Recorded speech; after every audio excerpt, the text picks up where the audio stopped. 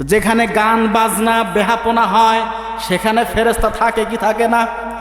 যে বিয়ের বাড়িতে গান বাজনা হয়, নাচানাচি হয়, লিখে নেন ওইখানেও আল্লাহ পাকের রহমতের ফেরেশতা থাকে না, ঠিক কি না বলেন?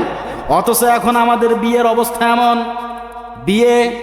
বিয়ে বাড়িতে বক্স থাকবেই, নাচ গান হওয়াই লাগবে, তাছাড়া ওই বিয়ে হয় না।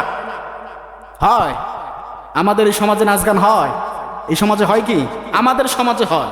কালকে রাত্রে ঘুমাইতেই দেয়নি। কি বলবো বলেন, কি বলবো? সারা রাত বাজিয়েছে গান বাজনা, এমনকি ফজরের পর থেকেও নিয়েছে। এমন একটা অবস্থা। বাধা দেবেন কিভাবে? বাধা দিলেই সমস্যা। সমস্যা তো হবেই, ও তো শুনবেই না, বরং আরো বিশৃঙ্খলা সমাজে সৃষ্টি হয়ে যাবে, ঠিক কিনা? আপনি লিখে নেন ওই বিয়ের বাড়িতে আর আল্লাহ পাকের ফেরেশতা নাই, এজন্য বিয়েগুলোতে বরকত দেয় না আমার আল্লাহ। গান বাজনা করা যাবে?